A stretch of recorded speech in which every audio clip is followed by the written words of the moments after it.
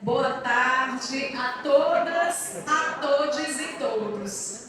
É com muita alegria, né, com muita honra que estou aqui nessa mesa, nesse painel, né?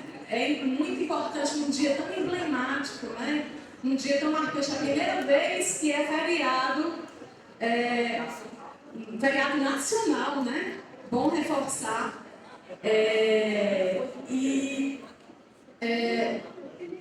E aí agora a gente entra nesse debate sobre opressões, um painel sobre opressões, assédio e relações de trabalho. É importante a gente demarcar que toda luta de todas as minorias são válidas, né? Luta das minorias, dos negros e negras e negres, luta das minorias que são as mulheres, dos trabalhadores e trabalhadoras, né? Dos LGBTQIAPN+, né? Então, a gente tem que estar olhando para o lado e estar andando de mãos dadas, né? Como trabalhadores e trabalhadoras da educação, porque somos todos trabalhadores e trabalhadoras da educação, mas a gente precisa se ver também nessas diferenças, né? É nas diferenças também que a gente se une. E a gente precisa também debater não só sobre essas opressões que afetam as nossas minorias, como também quando a gente fala de relações de trabalho, sobre os assédios que nós sofremos dentro e fora do trabalho, né? Assédio moral, assédio sexual, a divisão por castas, né?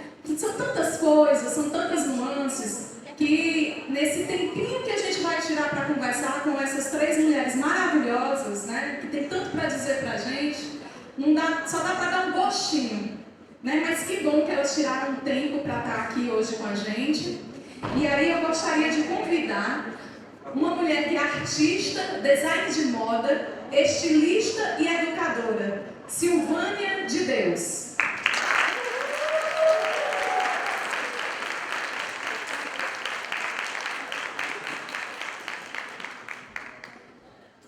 Agora eu quero convidar a professora da Unilab, a primeira travesti doutora, né?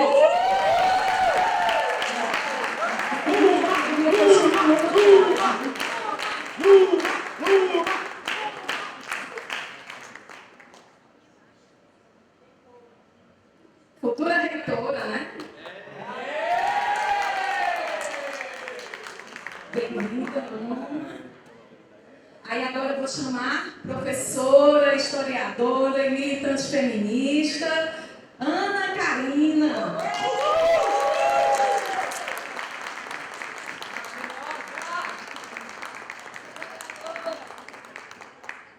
Pronto, gente, podem se sentar.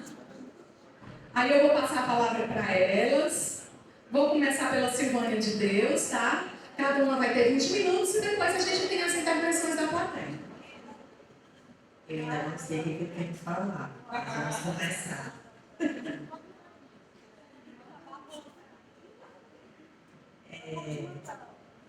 Prazer imenso estar aqui, né?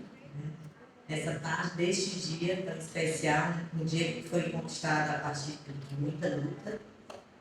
E me sinto honrada com esse carinho que inclusive está vestida de Silvânia de Deus. Tenho trabalho na moda, né? Nas artes de um modo geral, mas sobretudo na moda. E tem um ateliê que fez 30 anos essa semana. E que, semana passada, enfim, dia 15, e que comemorou com uma festa negra para marcar a importância da luta.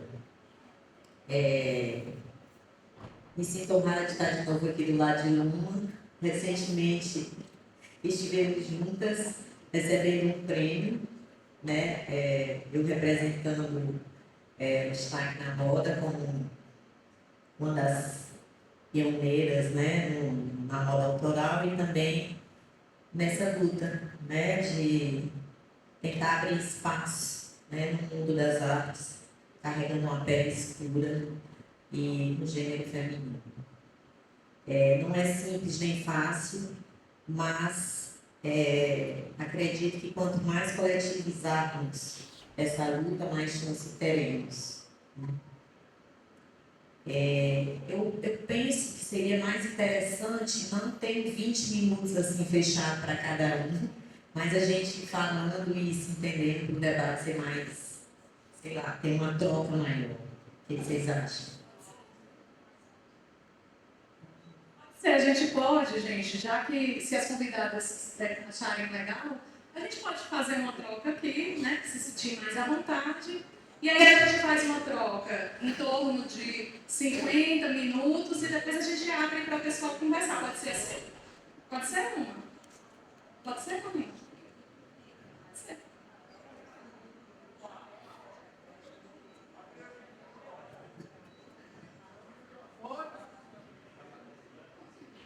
Eu vou passar aqui para uma e, sei lá, a gente vai aqui trocando e estendendo essa fala para ser mais um debate do que uma fala específica. Eu gostaria de só seguir minha apresentação, que eu costumo passar o tempo. Então, eu gosto de evitar o tempo, pediria para poder colocar na apresentação. Tem dados que eu escrevi e eu acharia melhor trazê-los como. Mas bem, eu sou a professora doutora Luna Oliveira de Andrade, conhecida como a primeira professora, a primeira travesti doutora do Brasil, a primeira docente universitária travesti do país, coordenadora de curso e atualmente a primeira e única travesti diretora em uma universidade. Dizer que isso é um motivo de orgulho, mas também um motivo de reflexão, de pensar por que outros não chegaram onde eu cheguei.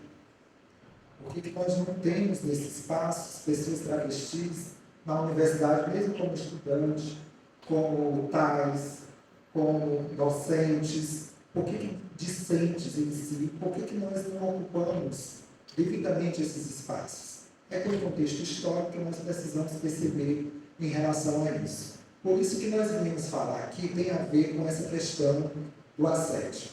Porque o assédio ele não é simplesmente algo que parte em si daquela relação de trabalho momentânea, mas ela vai acontecer a partir de elementos que estão constituídos dentro da nossa cultura.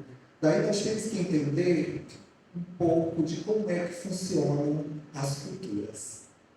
E aí eu trouxe um pouquinho dessa apresentação para nós podermos adentrar nesse lugar de por que nós estamos aqui, pessoas negras, pessoas travestis, por que as pessoas diferentes estão ocupando esse espaço e vindo falar com vocês.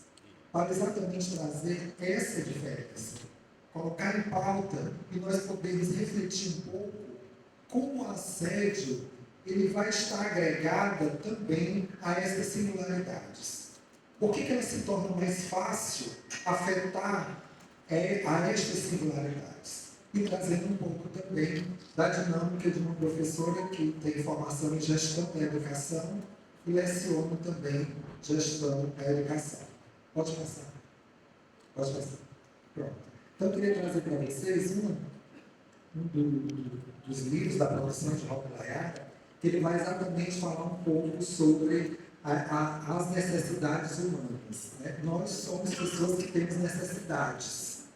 E nós temos várias necessidades. Nós temos necessidade de se comunicar, de se alimentar, de ter prazer, de se sociabilizar. Nós temos diversas necessidades. O problema não é ter essas necessidades. O problema é como nós executamos essas necessidades. Como a sociedade vai estabelecer que nós podemos ou não realizar ou colocar em prática aquela necessidade. Ele vai nos dizer assim: cultura, educação, rituais de passagem, linguagem, arte, estética, afetividade, sexualidade, crença, alimentação. Isso são necessidades nossas. Nós temos a necessidade de uma crença. Mas será que são todas as crenças que são chanceladas pela cultura? Nós temos necessidade de linguagem para poder se comunicar, mas será que são todas as linguagens que são aceitas enquanto as linguagens que são possíveis? Nós necessitamos nos alimentar. Mas nós podemos se alimentar de todo jeito? Não. Nós temos as normas e as regras que estão postas dentro da nossa sociedade. Pode passar. Pode passar. E aí nós temos uma relação entre o discurso e a prática, diferenças na cultura.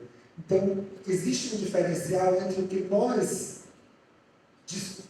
fazemos o discurso e o que existe na realidade nessa prática. E aí o olhar da percepção de nós verificarmos o que acontece de fato na prática, que interfere na nossa vida e nas nossas relações. Daí as relações, inclusive, de trabalho. Pode passar. Você viu bem? Algumas lições de Rob Layara ele vai trazer. A cultura condiciona a visão de mundo. Ou seja, de acordo com a cultura, você vai entender um pouco a pessoa. Né?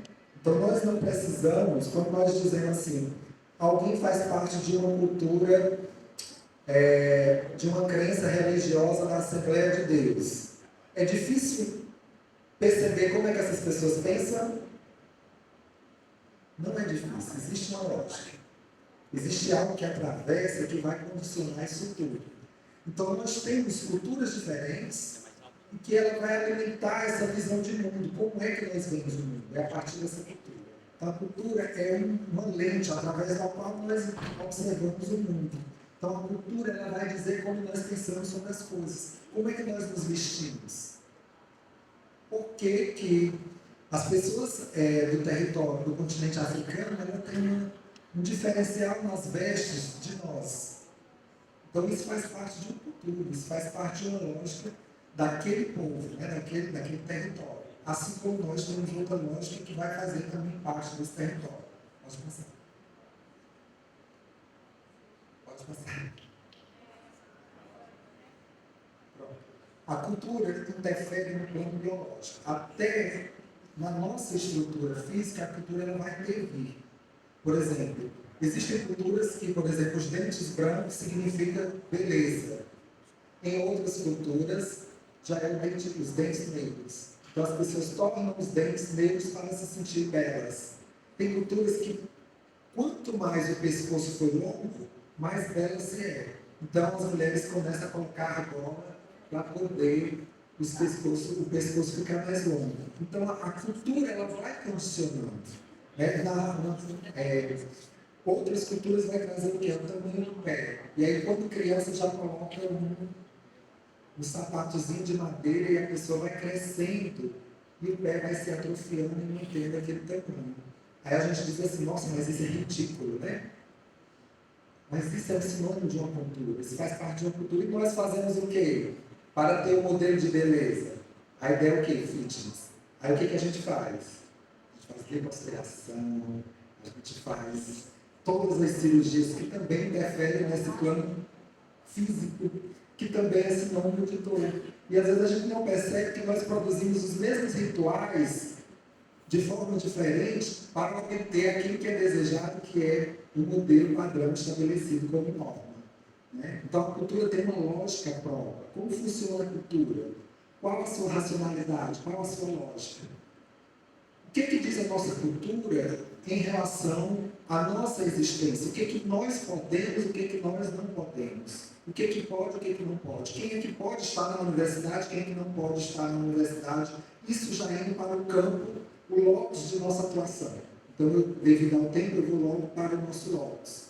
Então, o que interfere nessas relações interpessoais que vai me dizer o que eu aceito de você e o que eu não aceito de você? E isso fala um pouco da minha própria cultura. Do lugar que eu estou, da forma como eu penso. Pode pensar. E aí tem a ver também com um pouco que o Foucault nos traz, né? Que são as sociedades disciplinares. Como nós somos disciplinarizados. Foucault vai dizer que nós somos adestrados. Nós passamos pelo processo de adestramento, que nada, tudo que a gente tem é fruto de uma aprendizagem. Então nós somos adestrados a sermos racistas. Nós somos adestrados a sermos LGBTQIA+fóbico. Nós somos adestrados e adestradas a gostar de umas coisas e de outras não. Quer um exemplo? Eu fazia isso no ensino médio. Quem é que gosta de melancia lá no braço? Quem não gosta de melancia? Como é que eu explico que tem gente que um pedaço de melancia é uma delícia e no outro, para outra pessoa, se eu pegar o mesmo pedaço e levar para a boca, é um terror? Precisa explicar. Então é algo próprio do indivíduo.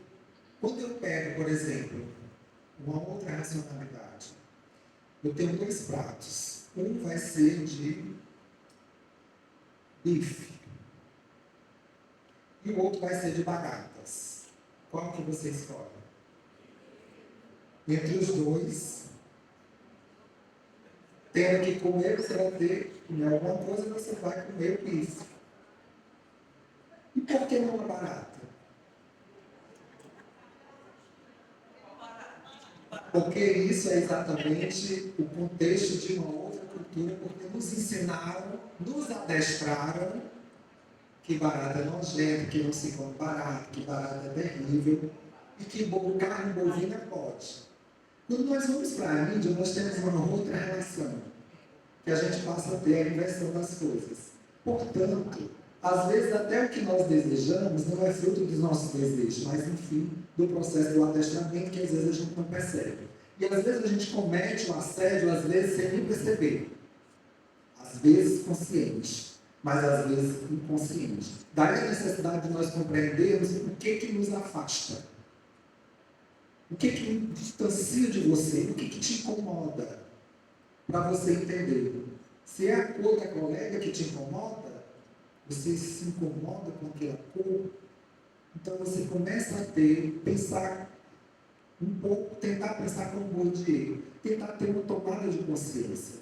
Que você, quando está com alguém que é negra, isso te incomoda, e você produzir essa reflexão. Se eu sinto isso com pessoas negras, é porque tem algo em mim que me faz pensar dessa forma e eu preciso desconstruir isso. Se é uma figura gay, LGBT, ou lésbica, travesti, te incomoda, fala sobre você. E você tem que entender o que isso te causa tanto incômodo. Porque a pessoa não está te fazendo mal, mas isso te incomoda. Você trata diferente. Você não aperta a mão, você não olha no olho, você não dá um abraço, você não dá afeto. E para as outras pessoas você já tem essa facilidade. Porque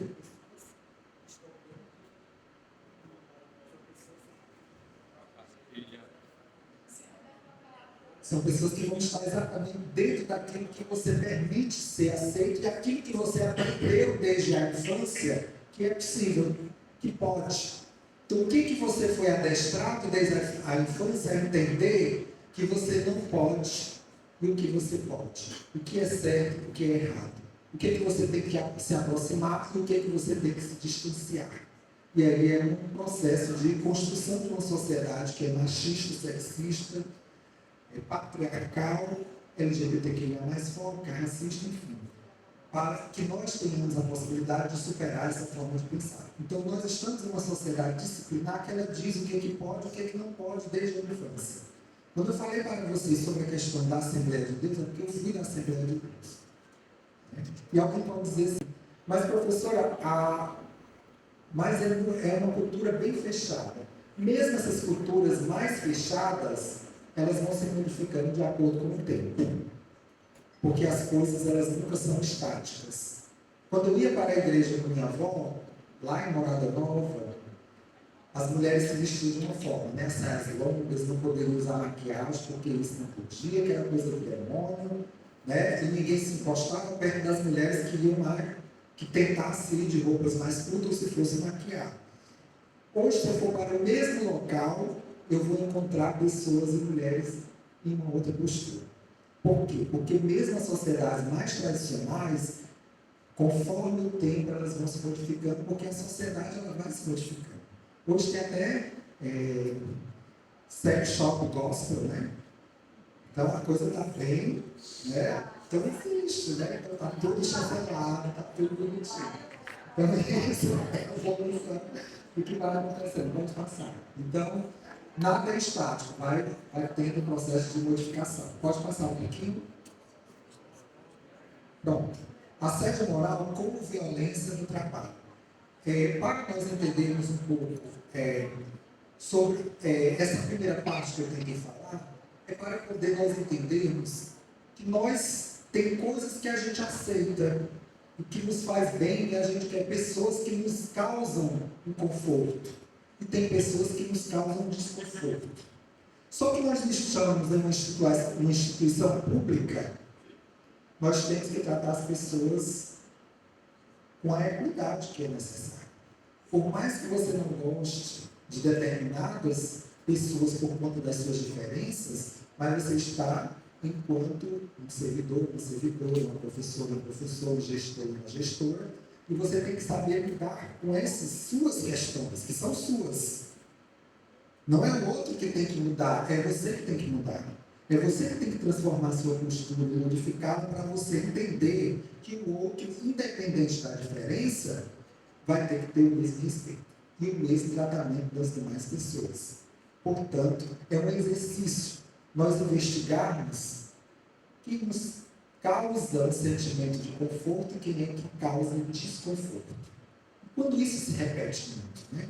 Então você percebe que pessoas negras te incomodam, pessoas LGBT te incomodam. Então, é necessário fazer um exercício de reflexão que essas pessoas não podem ser penalizadas por conta das suas diferenças. Elas têm a mesma competência, as mesmas capacidades, e elas devem, sim, ocupar os espaços que estão, seja enquanto estudantes, seja enquanto tais, seja enquanto professores, seja enquanto gestores, enquanto gestoras.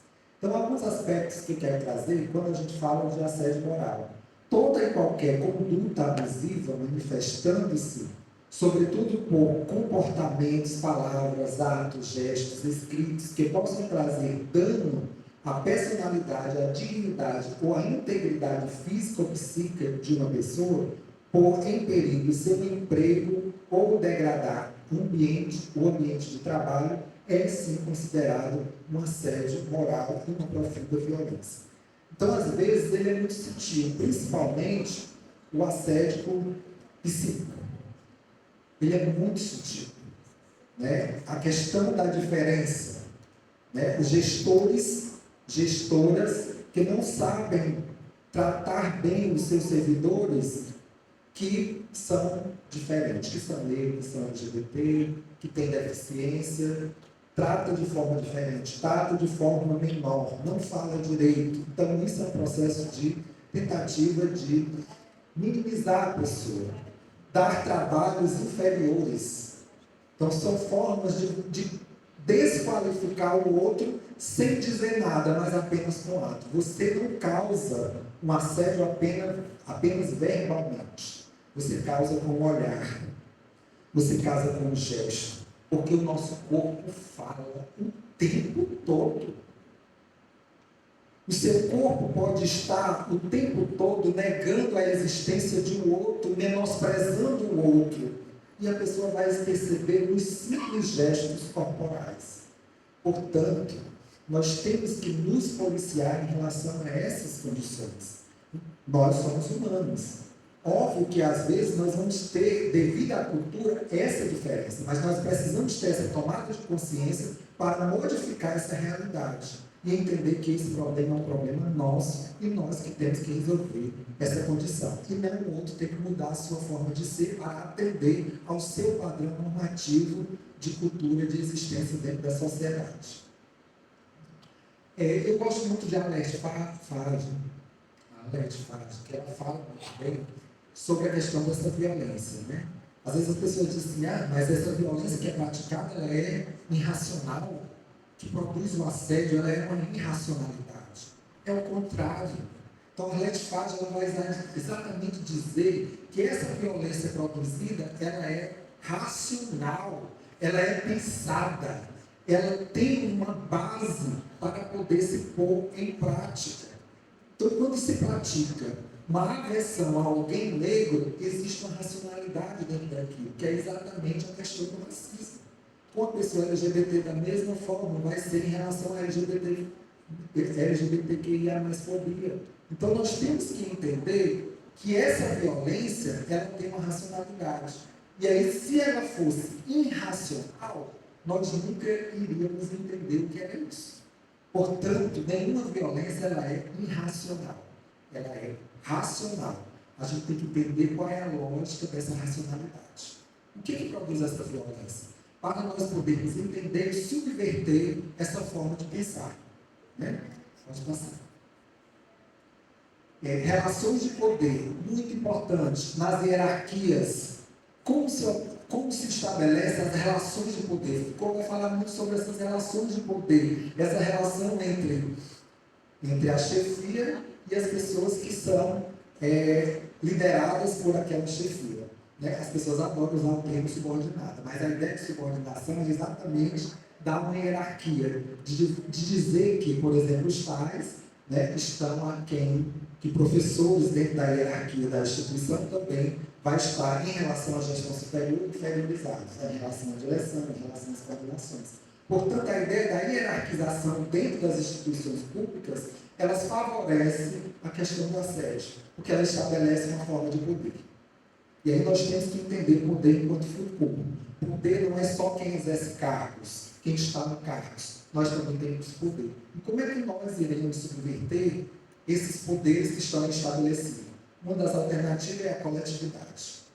Então, a coletividade ela tem uma força que ela consegue superar qualquer poder. Um exemplo que eu posso citar. Teve o caso, será que uma pessoa presa teria alguma condição de colocar na parede um juiz? Uma pessoa presa? E nós já tivemos casos que isso aconteceu. Se utiliza de certas artimanhas para poder colocar aquela pessoa em um lugar que não é mais um lugar de poder. Não sei se vocês se lembram em Fortaleza, quando teve aquele incêndio dos ônibus, né? Então, teve uma ordem, teve que recuar. Por quê? Porque senão iria se estabelecer um conflito que não teria sob controle. Então, isso é o poder da coletividade. Isso é o poder do ir. Não que eu esteja afirmando que o que foi feito é correto. O que eu estou querendo dizer é que são relações de poder. E na relação de poder, quem vence é quem for mais inteligente. Não é quem tem um cargo maior. Portanto, essa hierarquia nós temos que entender como muito fragilizada, para entender que nós temos poder. Então, essa relação produz um medo que nos impede de seguirmos em frente. Esse medo tem que ser superado. E como é que nós vamos superar esse medo? É através também do processo da coletividade. Pode passar. A organização do trabalho, ela deve ser a partir das competências e das habilidades. Nunca alguém pode ser menosprezado ou colocado em uma atividade ou que não tem habilidade de fazer, ou que vai ser virar chacota para os colegas e para a própria gestão que ali está posta. Então, nós temos que perceber, a princípio, as competências e habilidades para que nós possamos ocupar os devidos cargos e atuar com a qualidade que é necessária. Nunca algo inferior, nunca algo que vá além da sua possibilidade de agir enquanto servidor. Então, isso é um elemento importante. Pode passar. Eu vou correr um pouquinho. Pode passar. Um exemplo. Eu dou aula de gestão, sou formado em gestão da educação, e aí nós temos dois modelos de gestão. Como conseguimos resolver o problema de um assédio? O assédio em uma instituição. Simples. Os gestores que assumem os cargos de gestão têm que conhecer sobre gestão. O professor de matemática vai dar aula de português, formado em matemática, vai ter condição de dar aula de português? Pode até dar, né? O negócio vai ficar meio aqui e meio acolá. É a mesma coisa. Quem vai para a gestão tem que entender de gestão. Não adianta você colocar alguém na gestão que aquela pessoa não tem nenhum conhecimento sobre gestão. Qual é a sua visão de gestão? E esses dois exemplos eu tirei de um livro de gestão que eu achei os elementos fundamentais para nós entendermos o que é gestão e a importância de entender a gestão para nós desenvolvermos uma instituição sem assédio. É exatamente essa estrutura. A primeira estrutura é de uma visão de um gestor que é uma visão de administrador. E o outro é a visão de gestão. Então, nós percebemos essa diferença em que a liderança vai se sentir dentro de uma hierarquia superior e os outros vão ter que servir. Na outra, nós temos um outro olhar que é exatamente o compartilhar, o participar. É uma forma de gestão em que as pessoas participam, em que as pessoas interferem, em que se tiver errado a pessoa vai dizer, ela não vai ter medo. Olha a diferença. Aqui nós temos a integração, ali nós temos o medo. Ali ninguém fala, aqui está livre para falar, para poder dizer, olha, isso aqui não está certo, eu acho que isso aqui que está acontecendo não está correto, e a pessoa não vai ser penalizada porque pensou diferente ou porque chamou a atenção do gestor. Ao contrário, ela vai ser bem vista porque ela está dando uma visão para melhorar a gestão. Então nós temos um elemento fundamental quando se trata de assédio, é quem está.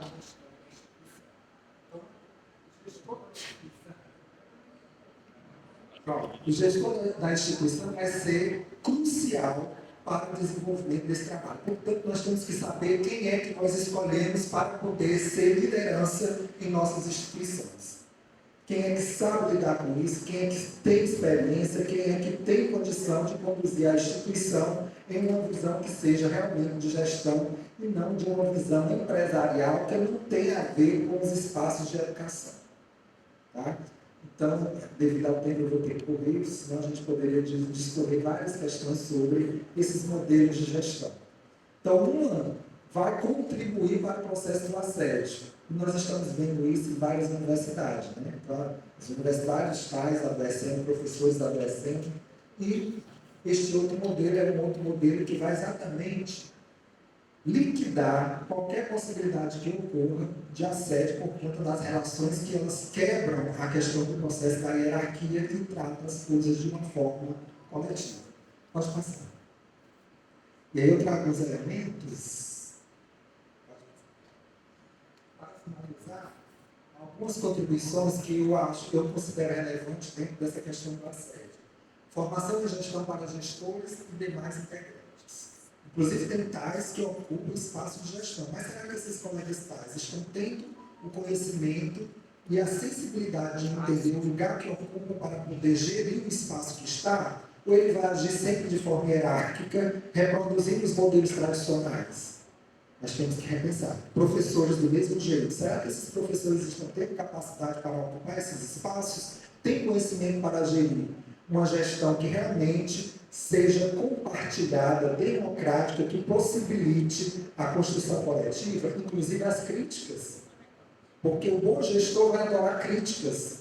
Quanto mais críticas, melhor para aperfeiçoar o trabalho. Então, é uma outra visão.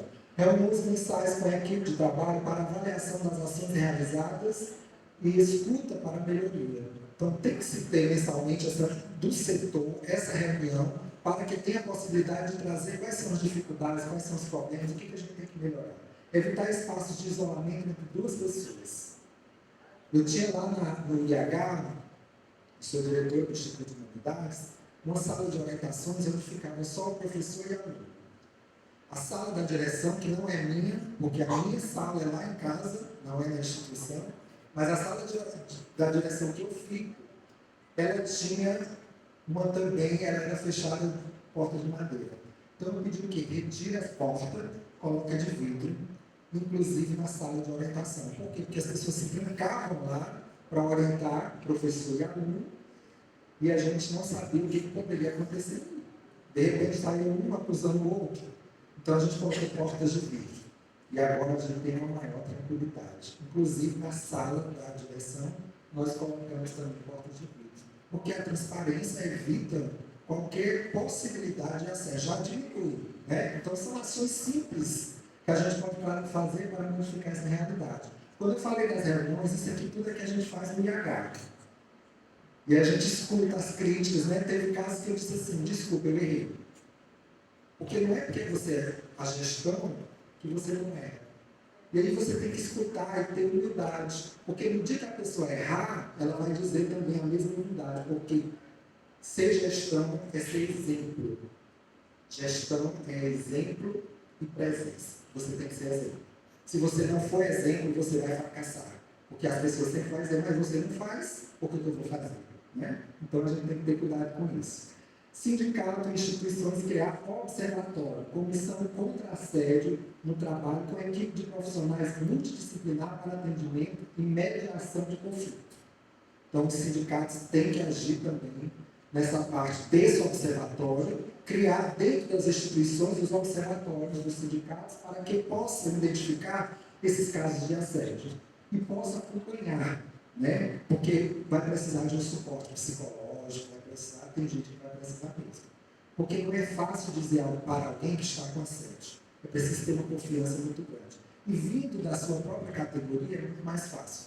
Da instituição não funciona. Por quê? Porque a forma de gestão que se está é uma gestão hierárquica. E aí as pessoas vão entender, não, eu vou para lá e vão dizer para a chefia e a minha situação vai melhorar. Então não funciona. Nós temos que estar preparados para essa condição. Pode passar.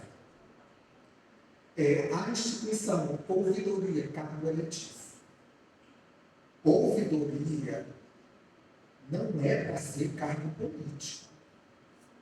Ouvidoria é técnico. Então tem que ser alguém que tenha capacidade para ocupar esse espaço, que não fique fazendo de manda-chuva da reitoria ou de gestores superiores. Então, para isso, tem que ser eleito. Por que eu sou diretor e eu digo o que eu quero e eu sofro o que eu sofri, né? Tiago Stais, fizeram o que fizeram comigo, acho que vocês viram no GU. Mas eu era eleita, não pode me tirar. Eu posso dizer o que eu sinto, eu posso defender o que eu penso, eu posso ir para o diálogo e para o debate sem medo, porque eu estou representando a minha comunidade que me elegeu. Ouvidoria tem que ser eleito, cargo eletivo. Não podemos aceitar que seja algo que seja determinado pela gestão, porque ninguém vai confiar. Não dá em nada, é isso que a gente escuta, né?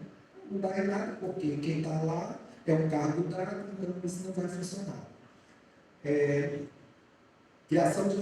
A instituição ainda, corregedoria, cargo eletivo. Corregedoria da instituição também deve ser um cargo eletivo, e não um cargo de confiança da gestão superior. Algo que venha a ser eleito, assim como são os diretores e diretores. Criação de normativas para a condução e penalização de casos de assédio produzido, inclusive, pela reitoria. Né? Então, também tem que se incluir as hierarquias para entender que é uma instituição pública, não é a sua casa que você faz o que quer. Normativa que garanta a manifestação e respeito do interesse dos servidores em caso de remoção interna e externa, em caso de interesse da administração. Porque às vezes as remoções eu fico, não, a gestão está interessada que você vá lá para outro campus, para outro lugar que você não tem habilitação para ir. Já aconteceu isso. Com a Carla, por exemplo, né? Foi denunciado. Mandaram a Carla para o IH. Não, é porque é interesse da administração. Eu liguei para a servidora. Carla, e aí? Você vai vir para o IH? Ela não estou sabendo. Eu não estou sabendo nada disso, mas estou mandando você para cá. Então, assim, é inadmissível isso. Então, nós temos que ter cuidado com essas questões. Remoções por interesse da administração não pode ser a revelia do servidor e da servidora e da categoria. Desculpa. Que os colegas não alimentem o assédio. O assediador, a assediadora. Às vezes, os próprios colegas vão alimentar o assediador e a assediadora. Então, os próprios colegas têm que ser denunciados também. Porque tem que ter, a gente tem que ter um respeito com o outro. Se acontecer com um colega, mais tarde pode ser você. Então a gente tem que agir junto, dentro do mesmo espaço, dentro do mesmo lugar, produzindo essas reflexões, que é uma questão de impacto ético. Impacto ético com nossa categoria. Né? Que as comissões de base de comitê de ética, sejam submetidas à análise e aprovação dos representantes dos sindicatos docentes. Porque quem entrou escola quem quer. Não, vai para esse pai, vai esse, vai aquele outro. Como é que fica? Como é que você vai ter confiança de que aquilo não vai ser uma armação? Né? Aconteceu recentemente no IFCE o caso da trans, que a gente teve que ir para as redes sociais, a gente teve que brigar. Exoneraram a trans, alegando que ela tinha abandonado mais de 60 dias. E era uma mentira, porque ela tinha antecipado as aulas para poder fazer o doutorado. E tudo é concordado com os coletivos. E pior, contaram sábados, domingos e feriados para computar 60 dias. O que é isso? E a comissão aceitou. Então, gente, nós não podemos deixar isso nas mãos livremente, algo que interfere nas nossas vidas. Então, pode passar mais um. que o processo de seleção de terceirizados seja transparente. Nós também não podemos esquecer dos colegas terceirizados, né? Não é que a gente está numa situação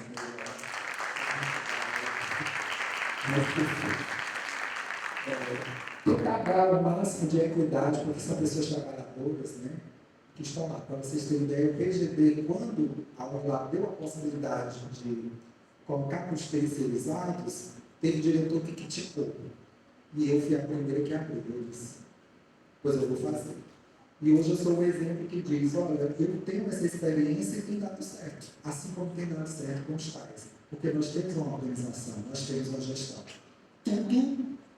Tudo em uma instituição é gestão. Tudo.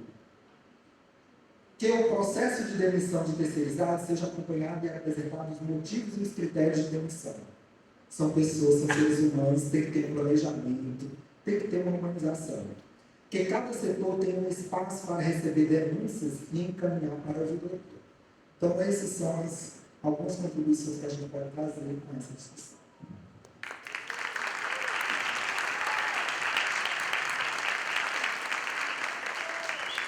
Obrigada, Luna. Muita discussão boa, a gente tem muito o que falar realmente. Eu vou passar aqui a palavra para a Ana Karina, para ela dar a contribuição dela nesse debate. Então, Ana Karina, é contigo. Boa tarde, quase noite. Primeiro, agradecer o convite de estar aqui. É muito importante esse debate. A gente está ainda na ponta do iceberg desse debate. É um debate que precisa de muita visibilidade, muita discussão, porque é um debate que muitas vezes nos traz vergonha e principalmente o medo, que foi colocado aqui pela professora Luna. E aí eu queria também agradecer estar com essa mesa maravilhosa, né? Conheço a Luna desde muito tempo, eu tive uma entrevista tua antes de 2018, no canal local, e fiquei apaixonada. E lembro que em 2018 teve uma luta na Unilab sobre um edital muito importante de cotas de pessoas trans, e foi o primeiro ataque do governo Bolsonaro. E eu fui lá e a gente fez mobilizações com os estudantes ocuparam, menino, foi uma loucura, mas extremamente necessário as pautas que a Luna traz. E eu também estou vestida de Sil, porque é uma maravilhosa, uma estilista que deve ser reconhecida aqui em Fortaleza pelo potencial que ela é, né? Fica lá na Rua Tabajaras, qual o número? 660. Quem quer tomar um cafezinho também vai lá, né? Lanchar também vai lá, que além de ateliê também tem um bar, um restaurante maravilhoso. E aí, que delicado, né? Mas que necessário a gente trazer essas discussões. Primeiro, dizer que a gente vive nesse sistema opressor que estabelece essa estrutura de oprimido e de opressor o tempo inteiro. E que, vira e mexe, a gente está numa situação de defensiva. E às vezes a gente consegue impor as nossas pautas. E eu acredito que a gente começa a impor algumas pautas, como a questão do assédio moral no serviço público. Porque a gente sabe que o assédio moral existe principalmente na iniciativa privada, mas ele é pouco discutido na iniciativa, aliás, no serviço público. Eu sou professora do Estado, né? Sou vítima de assédio moral também, sexual, moral, por ser mulher. Né?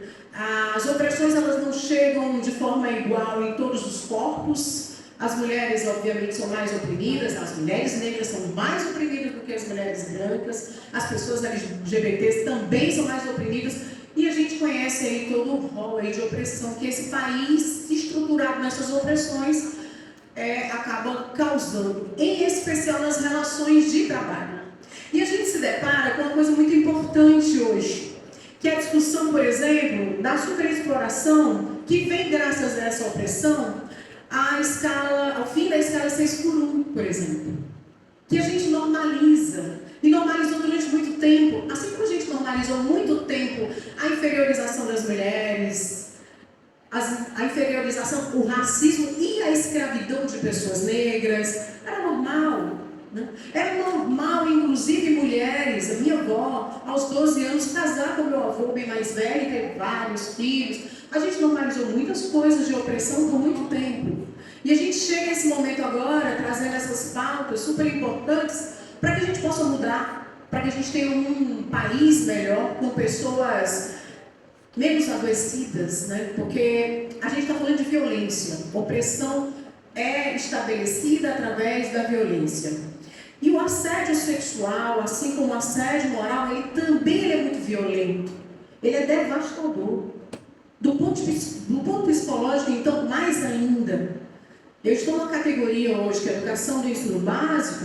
Fui terceirizada durante muito tempo, professora temporária, hoje consegui minha efetivação, mas durante muito tempo o assédio moral nos acompanha e a gente vai sofrendo em silêncio, com medo de falar, porque nós mulheres somos questionadas quando a gente fala, a gente é duvidada quando a gente fala, então são relações construídas, né, em cima de corpos de mulher, de negras, de LGBTs, de forma muito normalizada. Então é muito importante a gente trazer esse debate, principalmente nesse dia, no dia 20 de novembro. Porque apesar de a gente viver num sistema opressor, e aí não adianta falar, não vamos falar de pautas identitárias, porque as pautas identitárias estabelecem as opressões. O capitalismo ele não seria tão vitorioso se não fossem as pautas identitárias que ele consegue sufocar no dia a dia. Então é importante falar dessas pautas identitárias, porque é aí que estão as opressões. E, como diria Malcolm X, não há capitalismo sem racismo, não há capitalismo sem machismo, LGBTfobia e outras opressões mais. Eles lucram com essa opressão. Então as pautas identitárias são sobre nossas vidas, sobre nossa saúde mental, sobre os nossos corpos e sobre o sistema capitalista que se aproveita disso. A gente tem que falar sim, não ter vergonha de falar sobre isso. Né? Essa notícia é ruim. Que mesmo que a gente tenha nítido, vamos combater o capitalismo, a gente tem que falar dessas pautas identitárias das opressões.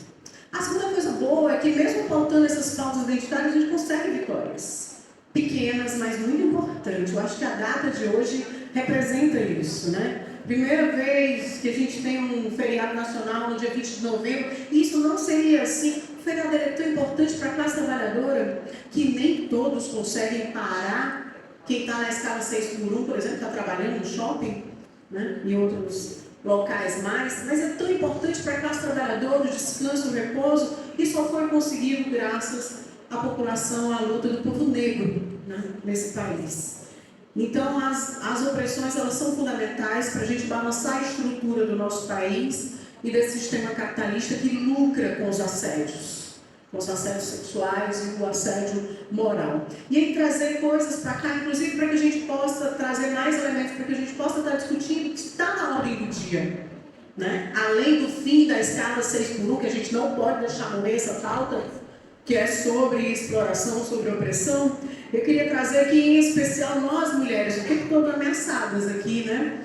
Tem a PEC do Eduardo Cunha de 2012, mais de 10 anos atrás. Eles estão requentando agora para dizer que a PEC do Eduardo Cunha, 164, diz que a concepção tem que ser respeitada, aliás, a vida tem que ser respeitada desde a concepção. Ou seja, meninas, crianças que são estupradas têm que levar adiante a sua gestação. Mulheres que correm risco de vida numa gestação de risco têm que levar adiante a sua gestação. Né? Fetos anencéfalos do mesmo jeito. Então, o que a gente conquistou lá em 1940, o Eduardo Cunha tentou nos barrar em 2012 e agora eles tiram da gaveta para nos atacar o tempo todo. A gente teve uma luta importante no início desse ano contra essa pauta e ela volta agora. É cortina de fumaça. É nossos corpos. A cortina de fumaça é sobre nós também. E a gente tem que fazer tudo ao mesmo tempo agora.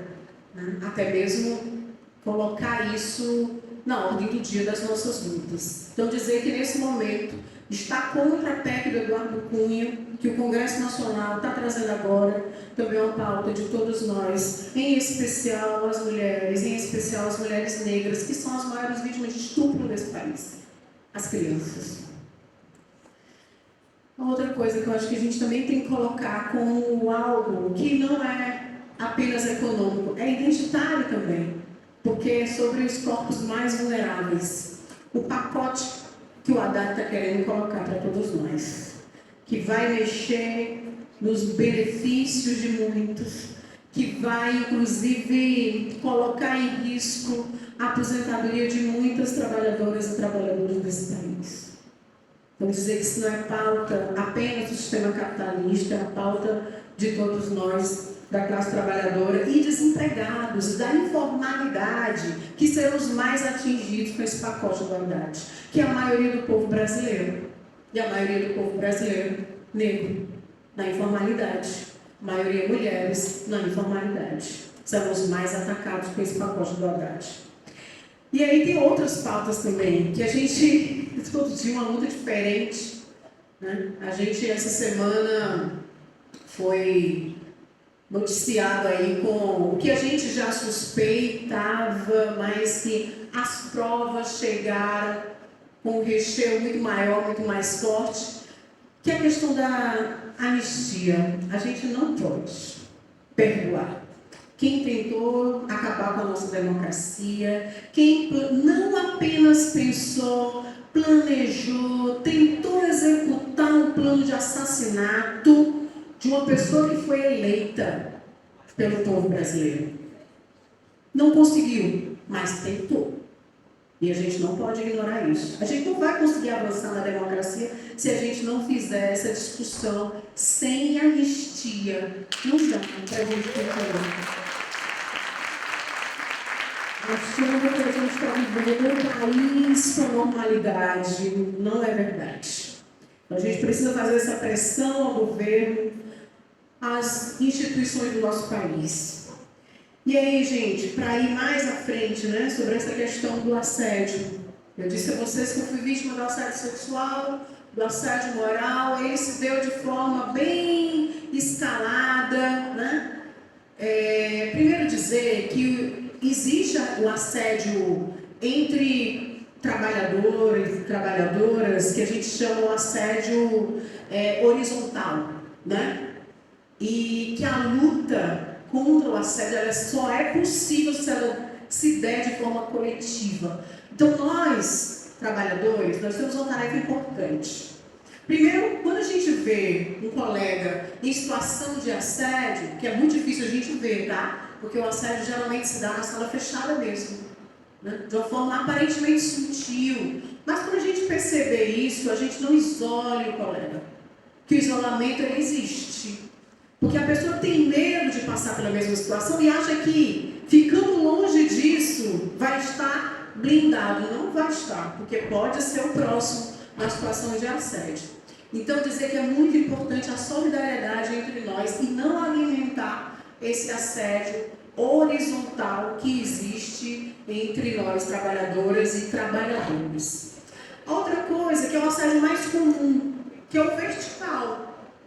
É uma relação de poder. Quem tem esse poder, olha só, é como dizer, por exemplo, que uma pessoa é racista, ele não reconhece que ele é racista. Dificilmente ele reconhece que ele é racista. E quando você diz, você é racista, ele não vai aceitar.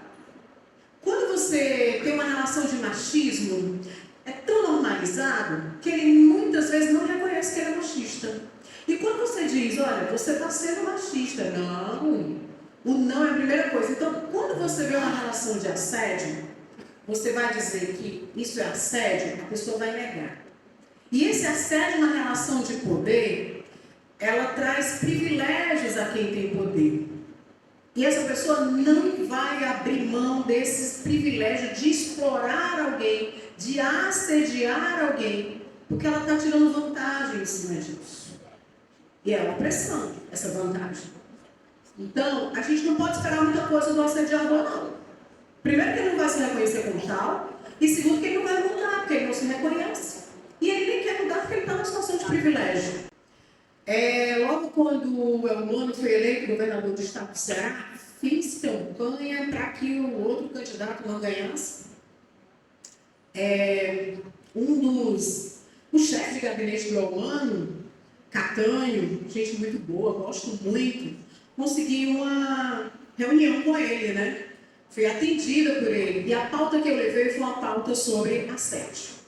E eu queria exatamente isso. Eu apresentei, olha, nós vamos ter eleição para diretor de escolas E a gente precisa que esses diretores de escola, mesmo passando por um processo eleitoral, eles são assediadores, porque eles estão na relação de poder com os professores.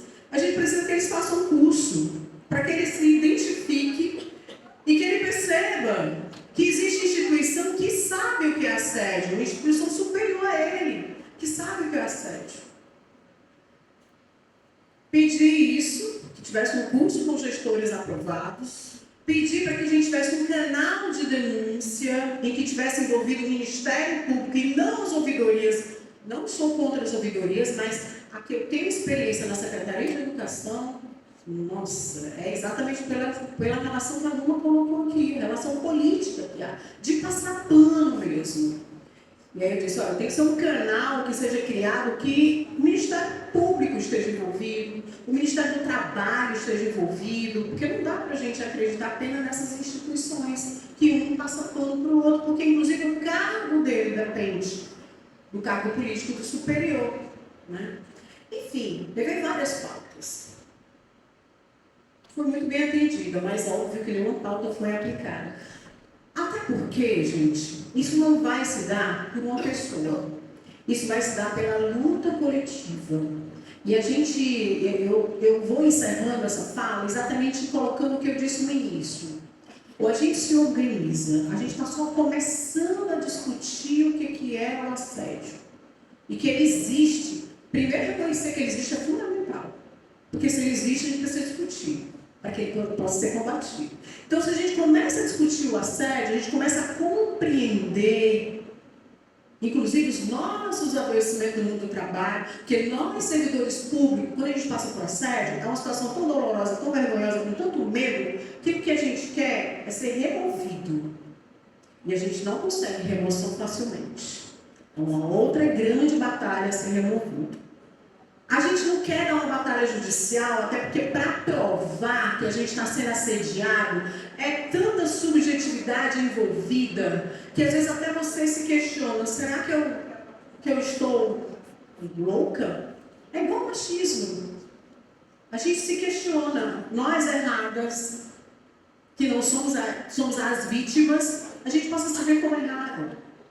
Então, o assédio é algo estrutural, imensamente estrutural, e que esse debate é o começo de muitos debates, assim, eu espero, que a categoria... Gente, se não fosse a luta de vocês esse ano, muita gente descobriu o que é TAIS. Ninguém sabia o que era. Ficaram conhecidos, mas mais do que isso, ficaram conhecidos o quanto é importante e fundamental para a universidade pública. Então, dar visibilidade ao que a gente está passando, ao que algo de ruim a gente está passando, é super importante para que a gente possa combater esse algo de ruim.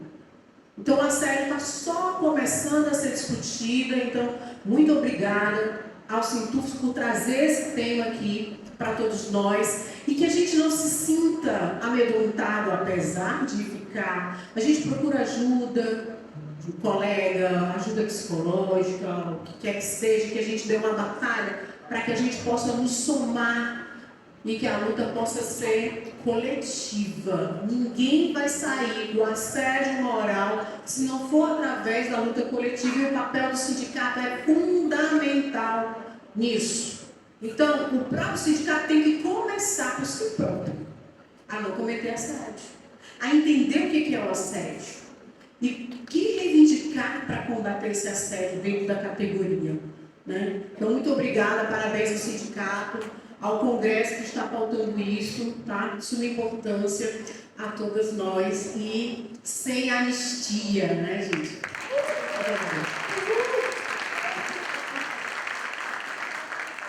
Obrigada, Carolina. E aí agora eu vou passar a palavra para a Silvânia para ela falar das expressões, né? Porque às vezes as expressões também são abafadas através desse assédio, dessa repressão às minorias, né? E é uma mulher que se expressa através da moda, né? O jeito de expressar a estética de uma mulher negra que traz toda essa beleza que a gente vê, né? Na vestimenta, porque a Ana Karina também está com uma roupa dela, então passando aqui para a Silvânia para ela dar uma palavrinha com a gente. Obrigada. Importante tu trazer isso. Acho que eu começo a falar sobre o cabelo. Que inclusive tem, que eu considero racismo ao contrário. Né? Uma mulher branca, ela pode mexer no cabelo dela, fazer o que quiser. Ninguém nunca diz que ela está negando a raça. Quando uma mulher mexe, uma mulher negra mexe no cabelo dela, inclusive se ela quiser alisar, ela está negando a raça. É importante que nós observemos isso. Né? É importante que a mulher negra ela possa fazer o que ela quiser no cabelo dela, independente da raça ou qualquer mulher, enfim. Né? Então as expressões elas realmente são bem importantes. Né? Vestimenta também, né? Tem sempre um lugar onde quando uma mulher sofre assédio, uma das primeiras coisas a se perguntar é como é que ela estava vestida. Né? Como se justificasse, né? Mas ela estava vestida assim, então, né? Chamou a atenção demais. Né? Então é importante que a gente comece a olhar para isso, né? Com a contribuição que a gente dá, né? Traz, né? E reforça, né? Tanto o machismo quanto o racismo, enfim, quanto com qualquer tipo de opressão, né? O que mais que eu posso trazer aqui com relação à roupa? São muitas, né? Sobretudo A estética, né? A gente às vezes prende muito a tecidos sintéticos, num clima como esse nosso, né? E aí a gente vê que a tua proposta é outra, tecidos mais leves e tal, né? Tudo isso que envolve essa tua linguagem, né? No Ceará, com a população, a linguagem negra. É interessante isso, né? Eu fico sempre me perguntando muitas vezes sobre algumas coisas que eu escuto no cotidiano e que são extremamente racistas, mas às vezes as pessoas não percebem, e que tem sempre esse lugar de tipo, essa é uma roupa que está muito ligada ou relacionada ou direcionada ao povo preto, né? E muitas vezes eu fico me perguntando assim, mas o que é que isso significa? Que roupa é essa que me define enquanto de um povo e a sua não? Quando muitas vezes quem está me perguntando isso é uma pessoa não branca, que ainda nem se reconheceu nesse lugar, né? De não ser uma pessoa que talvez tivesse que estar do outro lado da luta e não o contrário. Mas enfim, eu acho que é só uma questão de começarmos a observarmos, né, cada vez mais nosso lugar, né, nosso lugar inclusive de repetição das construções coletivas ao contrário, né, e começar a se perceber, né, e enquanto povo, enquanto nosso lugar de fala, e começarmos a experimentar fazer o contrário. Acho que é um bom exercício, né? Creio que seja isso. Enfim, podemos abrir para perguntas, e quanto mais perguntarem, mais a gente vai ter que responder. Tá certo. Então, gente, vamos fazer o seguinte, vamos fazer 2 blocos, né? Porque a gente já está... Tem o pessoal que vai pegar o ônibus e tudo. A gente pode fazer 2 blocos com 3 perguntas de 3 minutos cada, pode ser? Eu estou vendo aqui a Lucineide. Lucineide pode me chegando. Aí a Eveline. Lucineide, Eveline. Vem, Lucineide.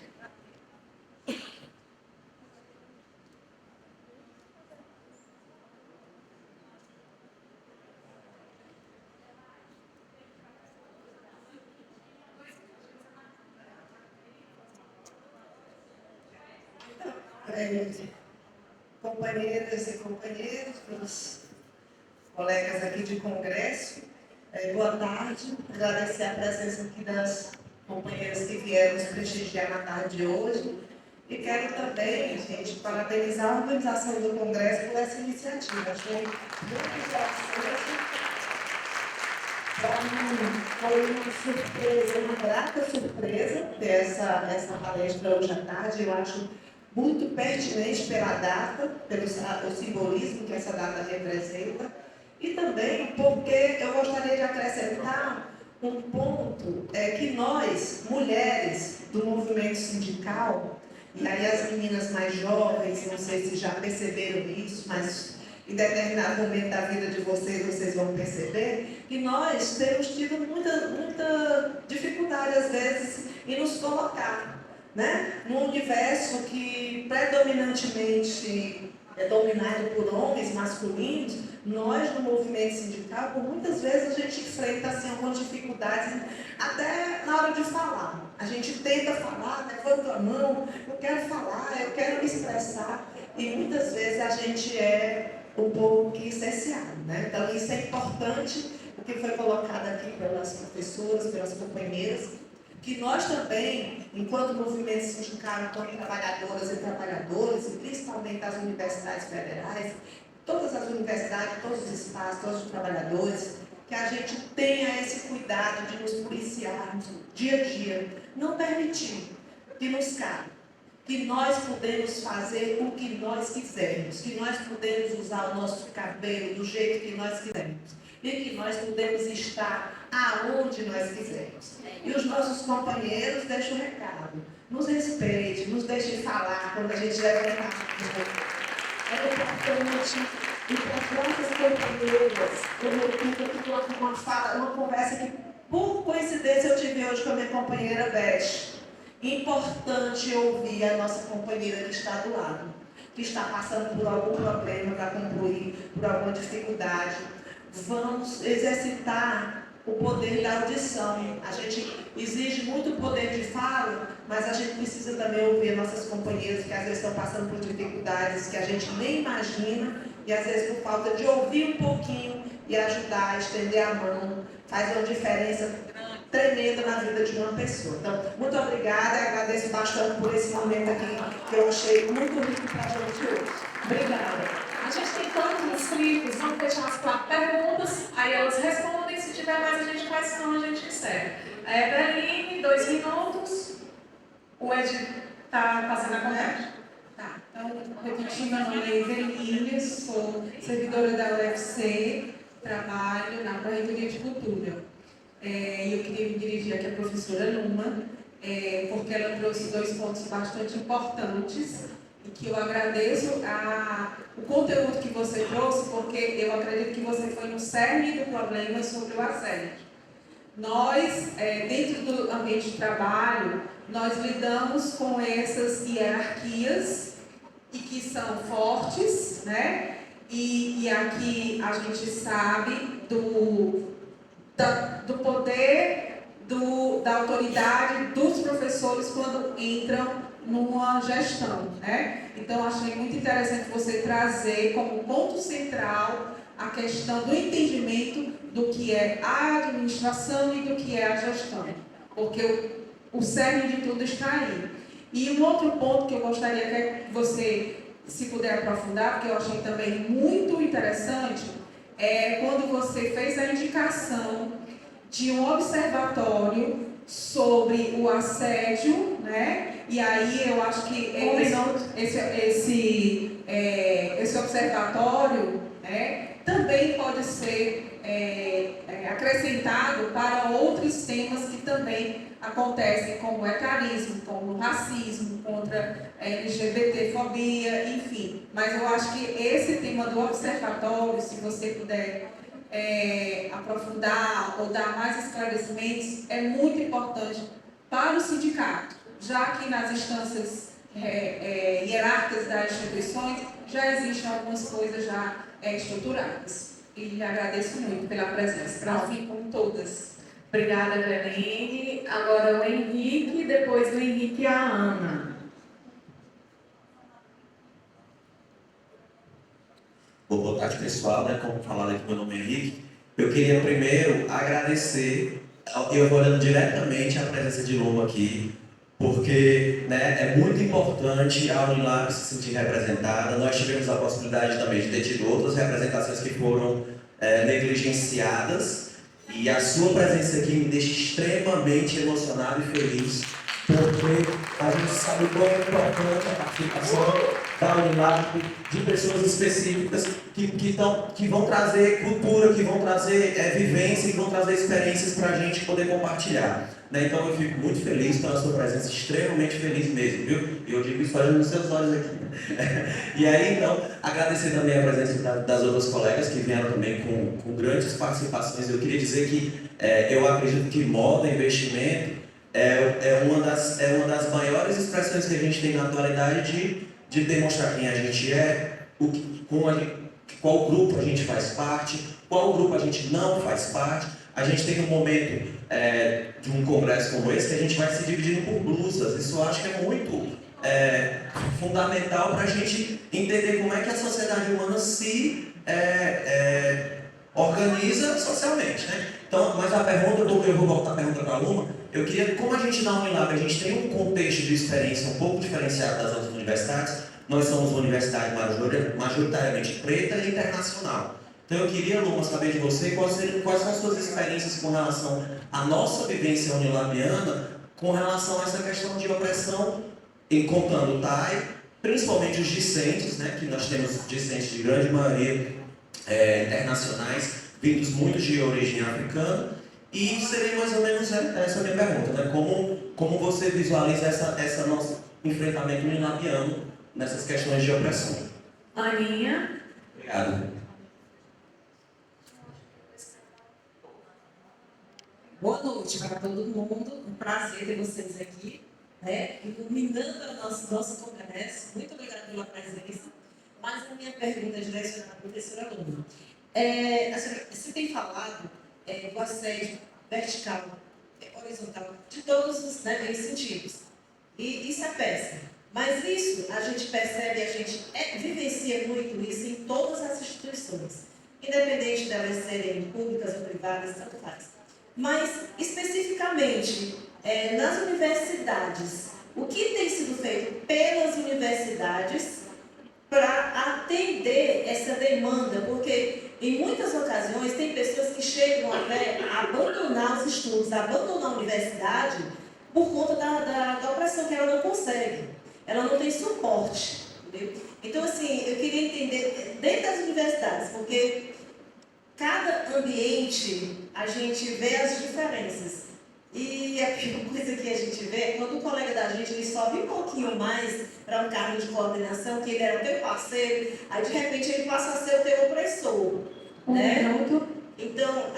Então, assim, dentro desse contexto, eu queria que você explicasse um pouco mais o que vocês têm feito dentro das universidades para atender esses alunos, ou até professores mesmo, né? Obrigada. Obrigada, Aninha. Aí agora é Edgley.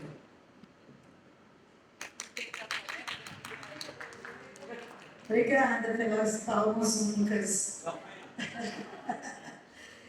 Gente, para quem não me conhece, eu acho muito difícil que não me conhece. Meu nome é Edgley, é popular, aquela pop. Meu nome é Edgley. Eu queria agradecer bastante às 4 mulheres que estão presentes aqui, que vieram contribuir bastante com o nosso GT de amanhã. Agradecer ao CITUFS e à comissão organizadora por trazerem essas painelistas de peso, né? Muito top. E aí eu queria dizer para a professora Luma que ela nos indicou, nos sugeriu um observatório dentro do sindicato, mas nós, LGBTs, do CITUFS, da UFCA e da Unilab, tivemos uma conversa bem rápida e a gente vai trazer na sexta-feira uma proposta de uma coordenadoria de combate às opressões. E que a gente acredita que é bem maior que isso, onde essa coordenadoria vai tentar assegurar que não haja nenhuma discriminação de raça, de gênero, de religião, para todos os servidores e servidoras da UFCA, da Unilab e da UFC. Muito obrigada, gente. Obrigada, Edgley. Gente, só para fechar o bloco, eu queria somar nessas perguntas, nas falas, tanto da Luma como da Ana Karina, foi colocada a questão da formação do gestor que não é gestor, né? Que chega lá como uma pessoa que está ensinando. Então, assim, a importância da formação da pessoa ser preparada para estar naquele cargo, isso é uma formação continuada. E aí, quando se fala em eleição, isso é muito importante, porque eleição, poder de eleição, o poder da democracia ajuda também nesse combate. E nós que vivemos a realidade, né, da Universidade Pública Federal, a gente avança um pouquinho rumo à democratização quando a gente fala em paridade, porque a paridade também nos ajuda nesse combate ao assédio, né? Então, assim, eu queria dialogar sobre essa questão da paridade, da democracia no combate ao assédio, tá certo? Aí eu passo a fala para uma, a gente pode colocar 5 minutos para cada, para poder responder esses questionamentos. Passar aqui. Bora, para fechar, tá? Aí a gente fecha aqui o bloco. Tá certo? Última pergunta, gente. Tá bom.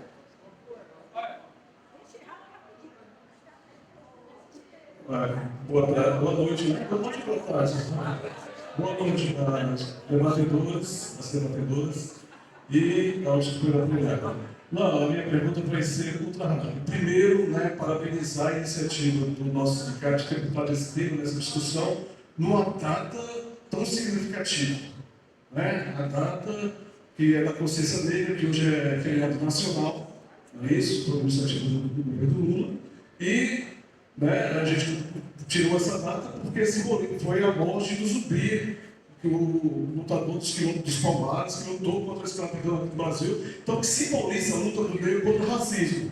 E nós, do Diário Nacional Petista, nós estamos apoiando no manifesto que está sendo puxado lá em São Paulo, né, para o governo Lula federalizar as chacinas, em especial a chacina que ocorreu em São Paulo, lá no Escudo, no massacre de Jacarezinho, no Rio de Janeiro, e a chacina de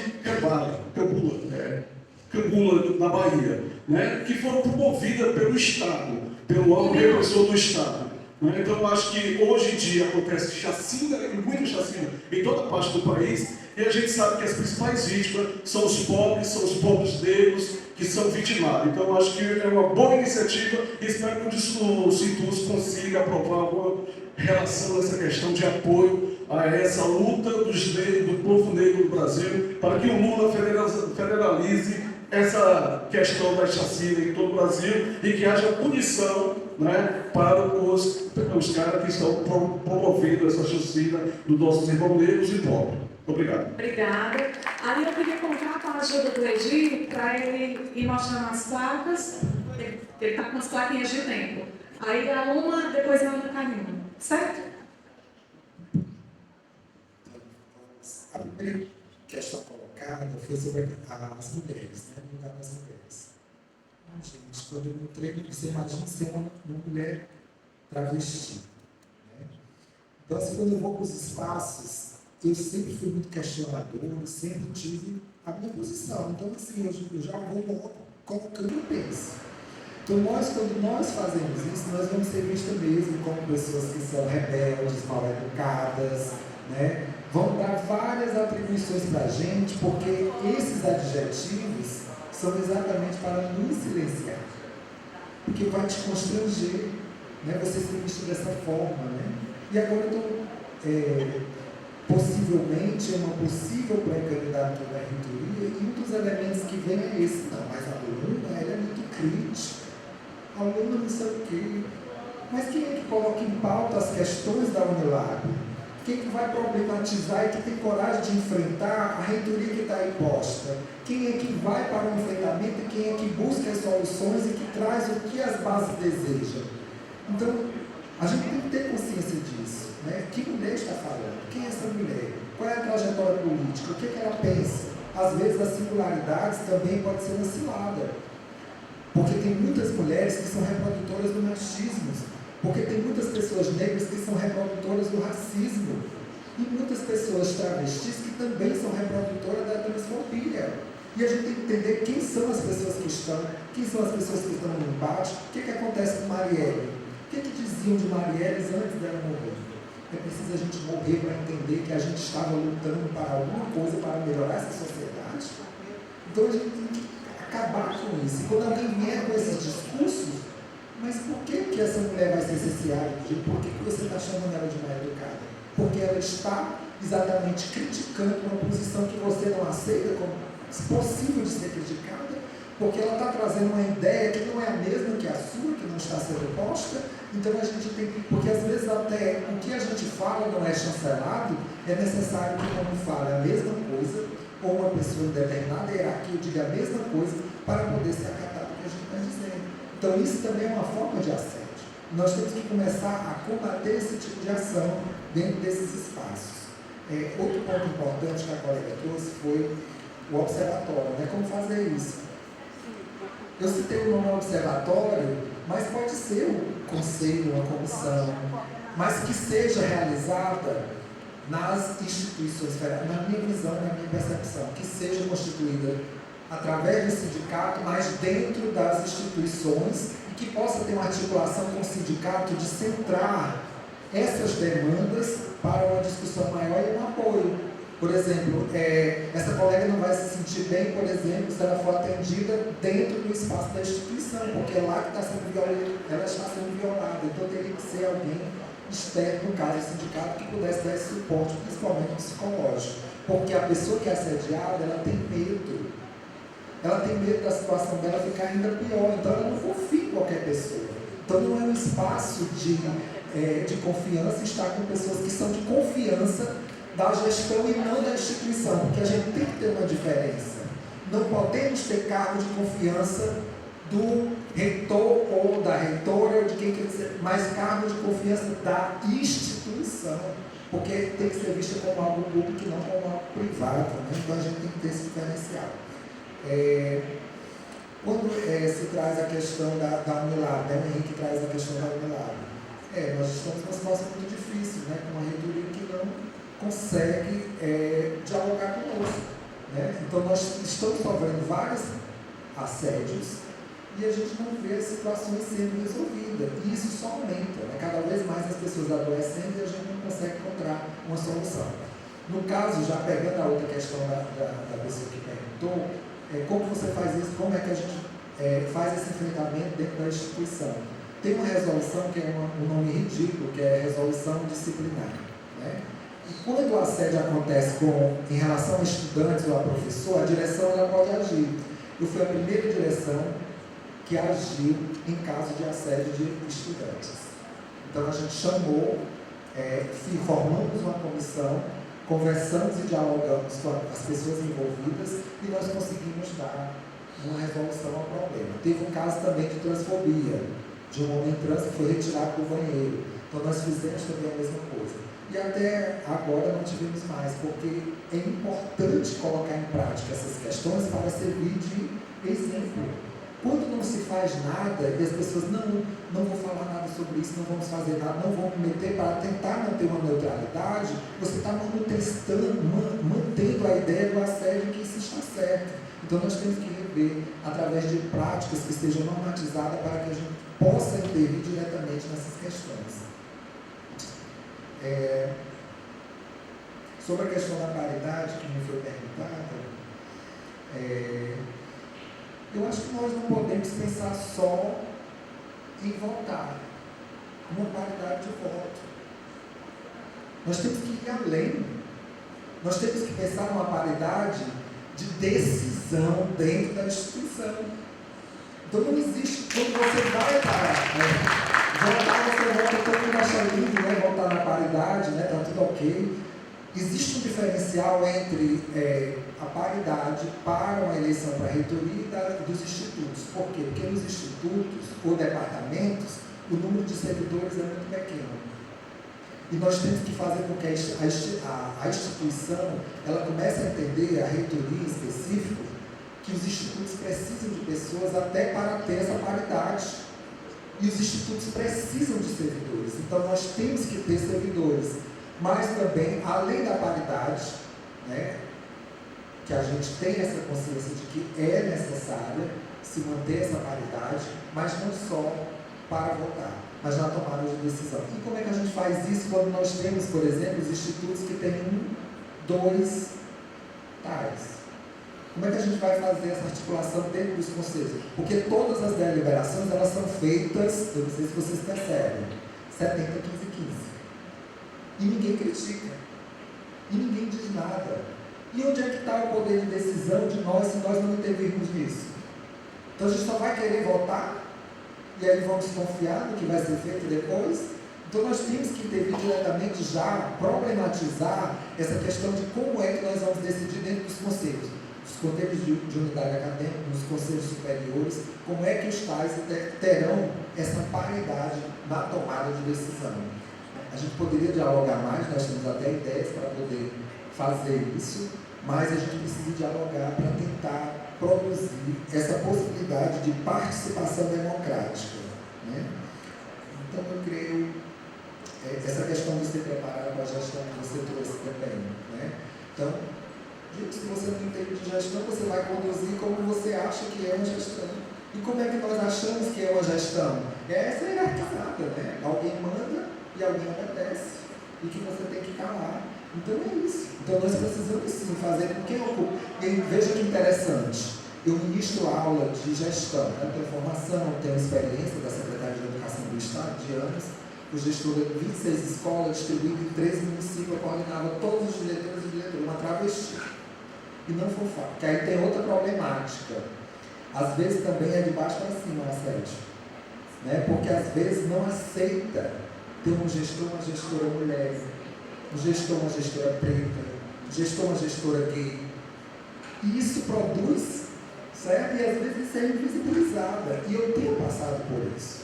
Para vocês terem ideia, quando eu assumi a direção, além do reitor retirar todos os servidores do Instituto, e eu passei 9 meses sem, teve 2 coordenadores que imediatamente pediram exoneração. 2. Ou seja, não suportava sequer a primeira reunião. Não chegaram a suportar sequer a primeira reunião. Então a gente tem que entender um pouco sobre essas questões, como elas são complexas. Né? Entender a necessidade de que haja essa possibilidade de formação para quem assume. Eu ministro aula de gestão. No colegiado que eu faço parte, tem várias pessoas assumindo cargo de gestão. Tem outra companheira que não tem formação, mas ela tem conhecimentos, né, de gestão, a gente tem trocado experiência, porque às vezes ela sai e alguém tem que assumir. Ou eu ou ela, alguém tem que resolver o problema. Quando ela sai, ninguém assume a disciplina de gestão. E mais da metade do colegiado estão em cargos de gestão. Então, por que você assume um cargo e você não assume a disciplina de gestão? Está errado. Tem alguma coisa errada. Então, é importantíssimo se ter conhecimento sobre gestão, porque é uma ciência gerir os espaços. Por isso que essa visão produz isso, os assédios, as formas que nós nos interagimos internamente dentro da nossa instituição, tudo é uma questão de gestão. Mudou a gestão, você consegue modificar essas realidades. Né? Então, tudo é como acontece. Tá certo. Passa aqui da Marina. E depois, se alguém quiser contribuir com alguma fala. Então, gente, primeiro eu vou continuar dizendo que quem está na situação de assediador está numa situação de conforto, porque é uma relação, na maioria das vezes, de poder. Né? Ele é um cargo superior, hierarquicamente falando, ele está melhor do que a vítima. E ele não vai abrir mão dessa condição de estar no poder. Muitas vezes o assédio se dá, inclusive, quando se sente ameaçado. Né? Ele acha que está ameaçado, porque, enfim, alguém que ele considera inferior, o funcionário vai estar, às vezes, se colocando mais do que ele, enfim, são várias situações que levam ao assédio moral. Mas eu acho que um elemento importante a gente precisa levar em consideração. Ele não vai mudar. A gente precisa começar a entender os assédios para que a gente possa mover contra esses assédios. Eles precisam ser punidos. Eles não vão parar por si só. Então, se eles começam a ser punidos, eles vão ter medo dessa punição. E olha, cargo de gestão não é para ser cargo vitalício. Tem gente que trata a gestão como se fosse a sua casa ou a sua empresa particular. Um cargo de gestão de funcionário público, de uma universidade ou de uma escola, trata como sua, a minha escola, né? Não é seu, é público. E o servidor também não é seu funcionário, é da instituição. Por isso que é importante, sim, que a instituição ela esteja acima, né, da individualidade daquele gestor. Então, por si só, ele não vai deixar de ser um assediador, ele não vai mudar o comportamento dele de assediador enquanto não houver punição, enquanto ele não entender que ele está ali por pouquíssimo tempo. É preciso ter uma rotatividade de gestores, né? É preciso ter, para que a gente entenda que não é para ser um cargo de privilégio, né, gente? Eu aprendi que as tarefas maiores, né, os desafios maiores de gestão é para ser isso, é para ser levado mais a sério e com determinado respeito a quem não tem esse cargo tão a sério assim. Então, dizer que essa luta contra o assédio é uma luta importante, é uma luta contra essa estrutura de poder que tem no nosso país. E que aqui, por exemplo, quem está no lugar de poder, quem é patrão, quem é burguês, tem uma relação de, sabe, de escravocrata mesmo. Aqui a burguesia e a patronal não é liberal, no sentido de olhar para o fim da escala 6x1, por exemplo, que é melhor para o trabalhador. O melhor para o trabalhador, na visão dele, é sempre ruim para ele. Porque ele vai lucrar menos, ou porque numa instituição pública ele vai explorar menos. Ele quer sempre explorar mais, ele quer sempre lucrar mais, e ele acha que isso só vem com a superexploração. No entanto, em outros países a gente não vê essa relação, porque tem a burguesia liberal. A nossa burguesia ela não é liberal, ela é escravocrata. Então, as relações de poder, por mais que o cara nem seja um empresário, que ele está no serviço público, mas ele acha como fosse uma empresa dele. E não pode ser assim, ser vista dessa forma. Então, eu acho que as punições sobre assédio, elas têm que existir, elas têm que ser tratadas com seriedade. Né? Não pode ser passado pano, como muitas vezes a gente vê nas instituições públicas, essa relação de personalismo e de que muitas vezes, bom, eu vou esconder esse caso aqui, porque mais na frente a pessoa vai ser, enfim, meu aliado e vai ser quem vai votar em mim para alguma coisa. Então tem isso também que a gente precisa desmistificar. E é uma caminhada muito longa, gente. A gente está só no início mesmo desse debate. Né? E identificar que existe o assédio, identificar que precisa ser combatido é muito importante, mas mover o sindicato ele existe para que a trabalhadora e o trabalhador não se exponham. Surgiu também por isso, né? Por outras lutas, mas por isso também. Porque a gente sabe que a relação patrão-trabalhador de exposição, quando o trabalhador se expõe, é demissão, é perseguição. E o assédio moral nada mais é do que perseguição política e destruição dessa pessoa, do ponto de vista emocional, psicológico. E aí vem os adoecimentos mentais, né? A aversão ao trabalho, a apatia, não querer trabalhar. Você fica doente mesmo quando você pensa que tem que encarar aquela pessoa, né, que vai ali te oprimir, te humilhar, te inferiorizar. A gente precisa conhecer esse debate para que a gente possa começar a provocar, cutucar e a dizer chega, basta de assédio moral e vamos tentar aí uma sociedade menos exploratória. Até que o capitalismo dure, a gente sabe que vai ser exploração mesmo. Mas a gente está aqui lutando, porque a luta contra o racismo, a luta contra o capitalismo, a luta contra o machismo, a luta contra o capitalismo, a luta contra a LGBTfobia também é a luta contra o sistema capitalista. E para concluir, a luta contra o assédio moral é a luta dos trabalhadores contra a opressão e que vai contra o capitalismo também. Obrigada. Segunda para Então, gente, a gente começa a se despedir, e antes de eu passar para as nossas convidadas se despedirem, eu não vou falar muito não, eu vou só ler um texto que eu acho que casa muito bem com essa questão das opressões, porque às vezes a gente vê um assédio acontecendo, a gente vê uma violência acontecendo e a gente acha que não tem nada a ver com a gente, sabe? É impressionante que quando as coisas coisas não doem na gente, parece que não é comigo, sabe? Não está doendo em mim, aí pode ser assim.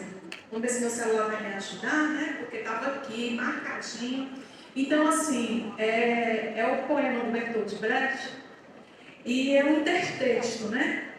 Primeiro levaram os negros, mas não me importei com isso. Eu não era negro.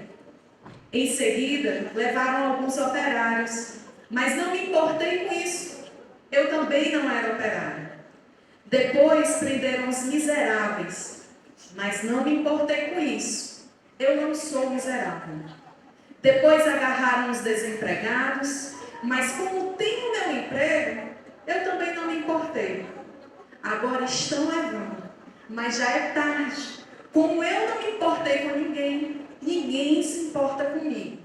A gente precisa se importar sim um com os outros, né? A gente precisa sim se apoiar e apoiar quem está vivendo essas violências. Então eu peço às nossas convidadas espetaculares que elas façam a fala de despedida, né?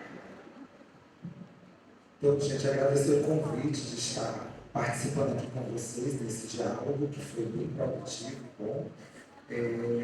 Também agradecer a presença, né, dos pais da minha lado, da escola também, são pessoas aguerridas, né, guerreiras, que estão lá no dia a dia sofrendo uma situação que vocês devem conhecer quanto tem sido difícil estar na universidade. Mas uma coisa nós também temos que levar e cobrar do sindicato, né, é que as representações que sejam dos servidores, que sejam também, que servem até para a CUFS, que represente o coletivo. Né? Porque às vezes a gente tem representações dentro dos espaços de tomada de decisão que votam contra a coletividade. E aí nós temos que também articular alguma forma de poder, o próprio sindicato, chegar junto dessas pessoas e entenderem que a coletividade ela está em pauta. E nós temos que defender principalmente aquilo que está de acordo com a legitimidade da existência dentro de uma universidade. Então nós temos que ter essa parceria e essa compreensão, porque muitos colegas estão nesses espaços de tomada de decisão, ao invés de ajudar, atrapalha. E aí é isso, mas aí é uma representatividade coletiva. Então a gente tem que fazer refletir as posições e como nós podemos intervir isso enquanto sindicatos, quer sejam dos professores, quer sejam dos servidores e servidoras. Né? Então, a coletividade, chegar junto e intervir para que nós tenhamos, de fato, uma universidade que nós queremos. Né? Uma universidade que seja principalmente desprovida desses assédios, né? Porque não se permite mais a universidade que é lugar do conhecimento está exatamente nesse lugar de tristeza, de assédio, que as pessoas não conseguem entrar, que as pessoas têm pânico de entrar porque não está bem naquele espaço. Então, gostaria mesmo de agradecer a oportunidade e dizer que estou disponível para o que for necessário, inclusive para trazer ideias, porque eu adoro pensar, eu sou crítica mesmo, algumas pessoas acham ruim, mas eu acho que isso é um ponto positivo. Né? Então,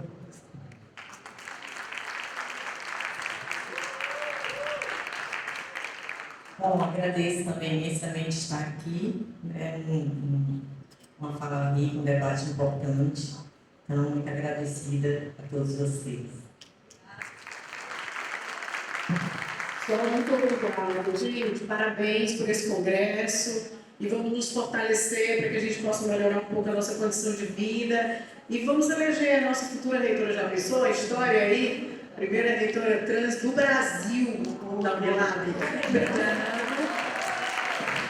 Gente, eu queria chamar aqui todos os representantes da comissão para dar uma pequena lembrança para as nossas convidadas. A Edgley, a Tieta e o João de Deus, venham aqui, por favor. E enquanto eles estão subindo, né, para dar essa lembrancinha, a gente queria informar que os coordenadores de GT, os relatores, vão se reunir nas salas 4, 5 e 6 para fazer a síntese dos debates de hoje. Então, coordenadores, relatores, pessoal da coordenação se reunir nas salas 4, 5 e 6 para fazer esse trabalho. Tá bom? Obrigada. 8 horas, gente, esqueci de dizer a hora.